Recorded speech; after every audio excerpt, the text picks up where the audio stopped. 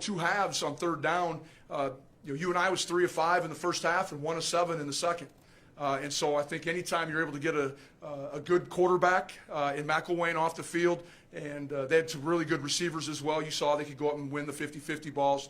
But for us to be able to get them off the field consistently and get our offensive line back on the field had a big part of winning the football game. And then lastly, we must lead the country in PBUs. We need to come down with a pick here or there one of these times. And I know it's easy for me to be frustrated about it, but our kids are playing well. They're in the right spots, and they'll happen sooner than later. And then special teams continue to work on the operation time.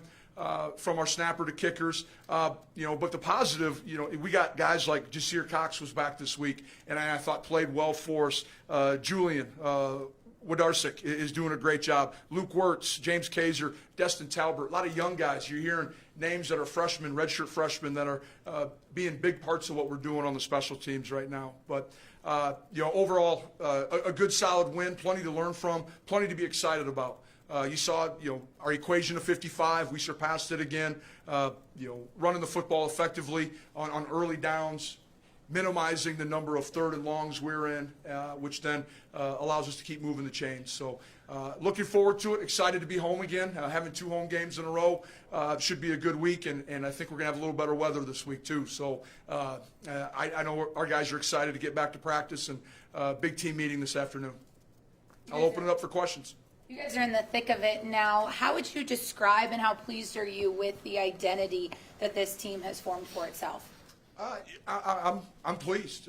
Going into it, we had a lot of hungry players that wanted to prove themselves, that might not have had as many reps under their belt or reps during critical times of games. Jackson Hankey's a young man that jumps out at me that I can think of, played a bunch in 2018, but maybe not in critical moments. And so I think they've done a good job. We've tried to establish ourselves as a solid defensive unit. Offensively, we want to try to threaten every corner of the football field that we can. And then special teams, we think that's an area where we can continue to win football games and be better than our opponents. And I'd like to think up to this point we've been relatively explosive. We've scored a couple 2-point conversions. We've had some big returns, and we have not given up a big return yet. And hopefully that continues to go. But we'll continue to practice all 3 phases. I think there's still, Beth, I never want to come across as ungrateful where we're at. I just don't want our players to become comfortable and where we're at. I think there's room to get better. They know it. There was errors on Saturday that we can easily, and not there's very few ever effort errors with the Bison. There's some mental things that we can clean up, and just it takes time, it takes reps, and that's why we're going to get them coached up today. To that end, you guys are, there's a Missouri State team that struggled a little bit. You guys are going to be pretty heavily favored. How do you kind of keep the focus this week and with a team that is supposedly not likely to pose much of a threat? Well, the video that I'm going to show today shows a USD team in 2015 beating the Bison at home, and shows a Indiana State team beating the Bison at home in 2012. So, we have coaches that were part of those games. We have, including myself on the 2015, Coach Olson 2012 as a player.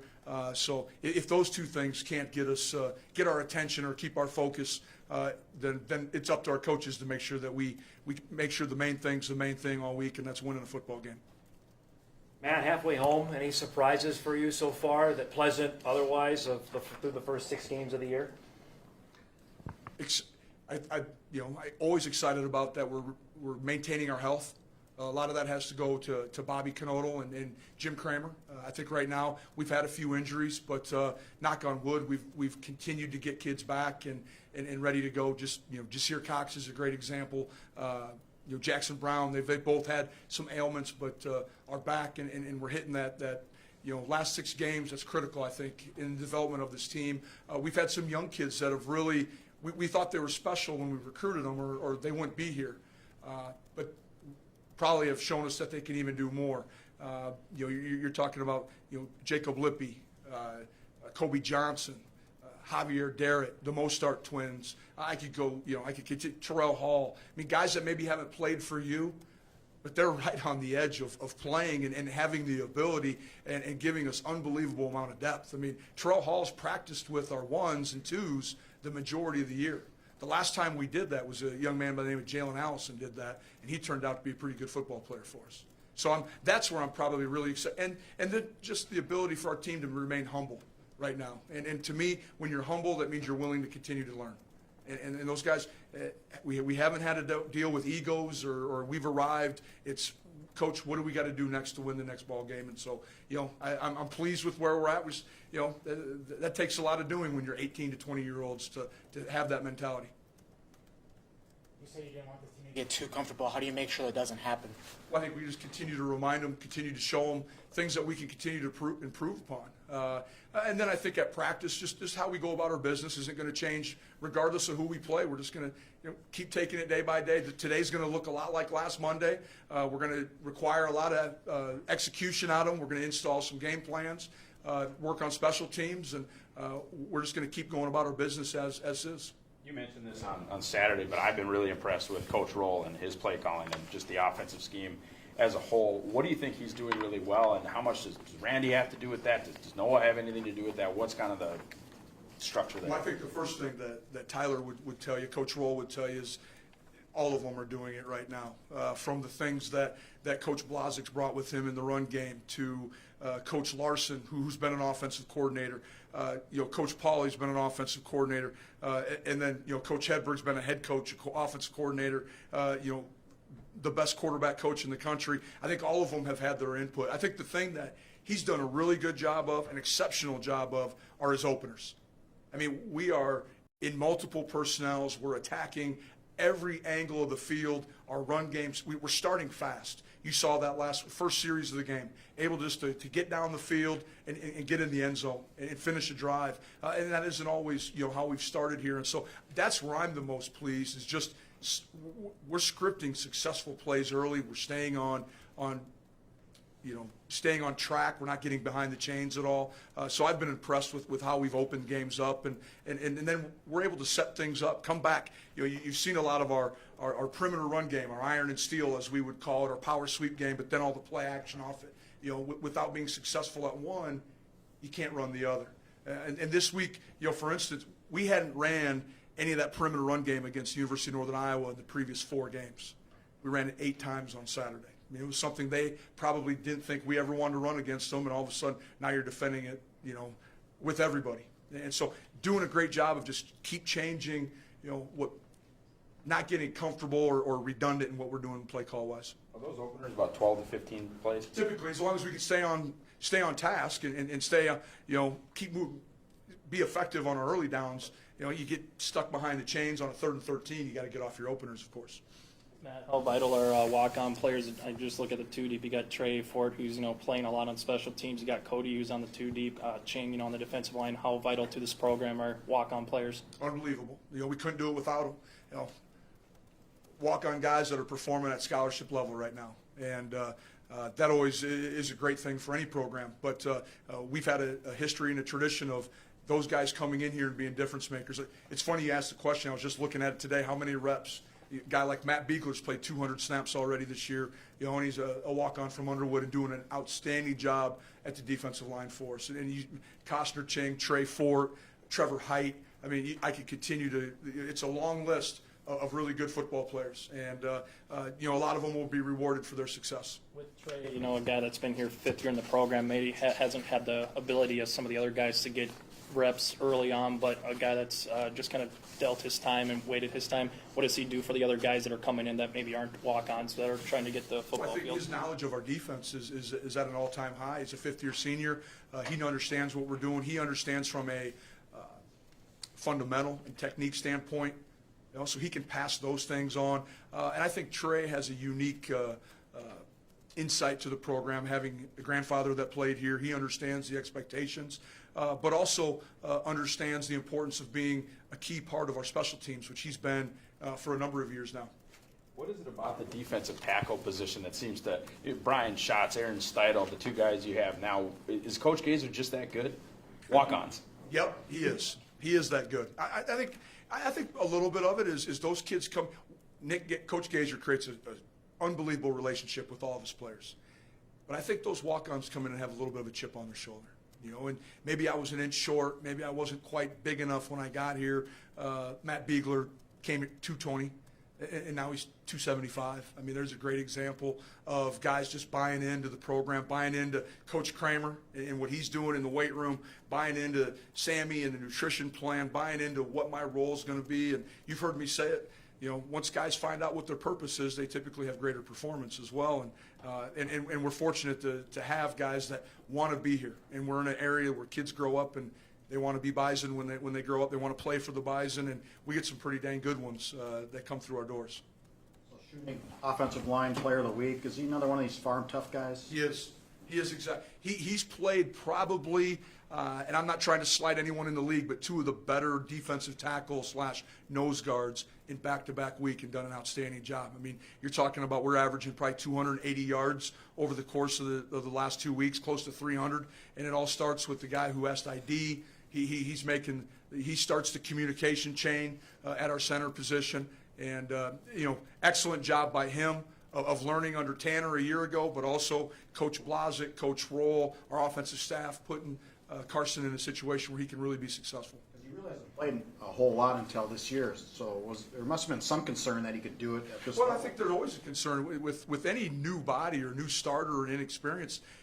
As coaches, we are worrywarts, and we're always crossing our fingers, hoping that guys step up. But, with Carson's background, and there was never the toughness factor was never in doubt. It was from a mental standpoint, not having the reps. Can he make the decisions? Can he ID things quick enough so we can get the ball moving and get the snap executed?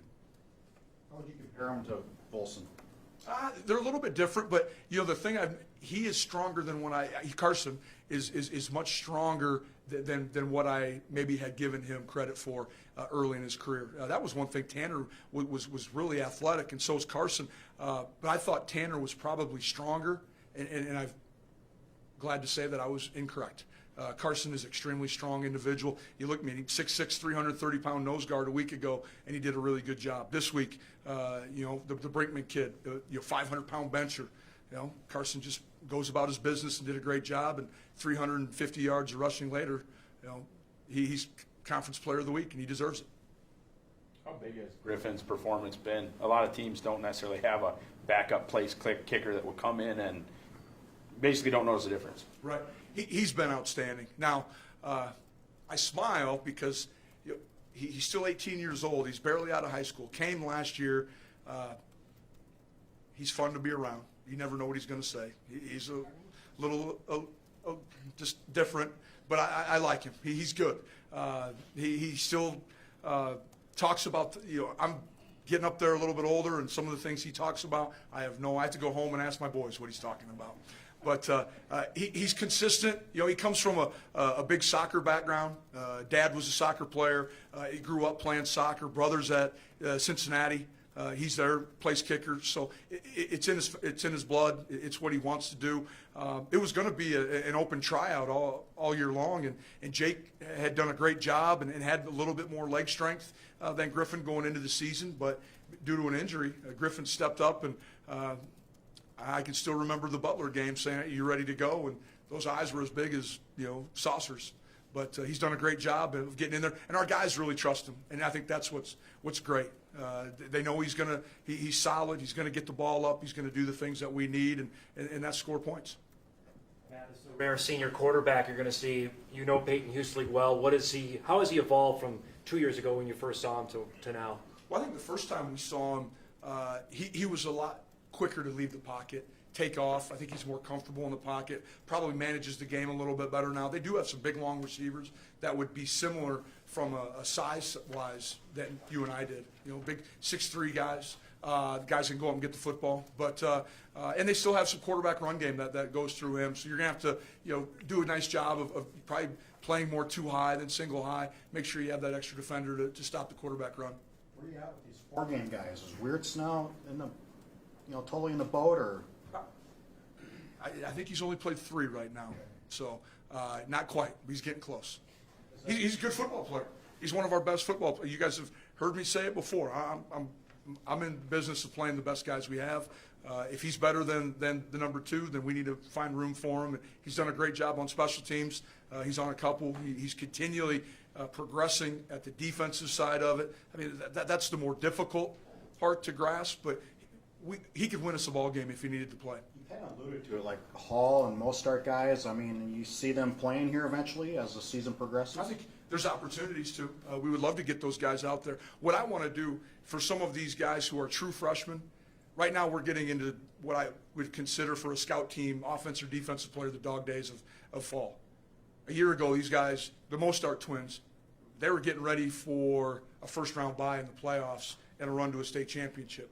Now they're looking at the calendar saying, I got 6 more weeks of scout team. I got to go up against Cordell Volson and Dylan Radens and Carson for another 6 weeks. So if we can get them out, I think if we can get them or find time or find the right spot to play them, I think it buys us, just those guys understanding that you're going to be rewarded for the hard work that you put in here at NDSU.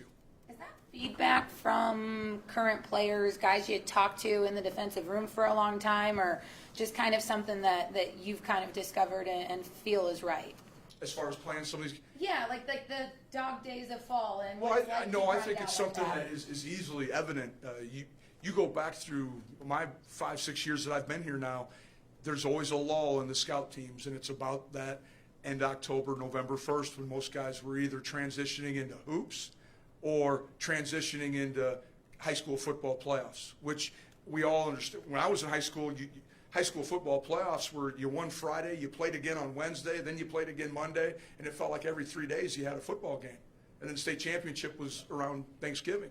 Well, our regular season doesn't end till Thanksgiving. And so I think finding a way to reward them, to hey, we see the good things you're doing. We appreciate your hard work. If we can find a place to get them in there, I think that's, and take some reps off some other guys as well, which is critical here in the next 6 weeks. Injury-wise, did you find out anything out of the UNI game? I don't think there's anything that anyone here wouldn't know about.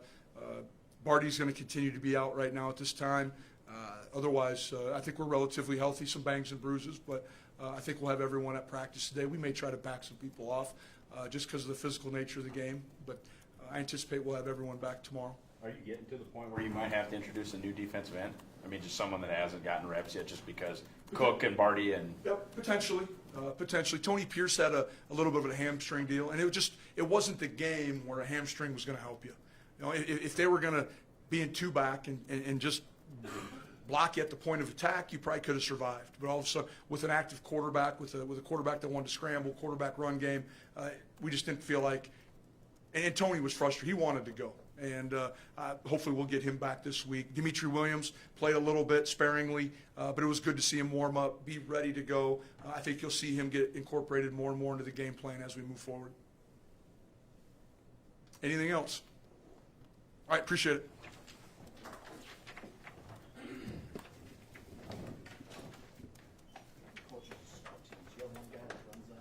Our quality control guys do. Ben Clear runs the good one. Ben Clear. He's been here for 3 years now. Ben, he runs the defensive scout here. Works with the offensive staff. Yeah.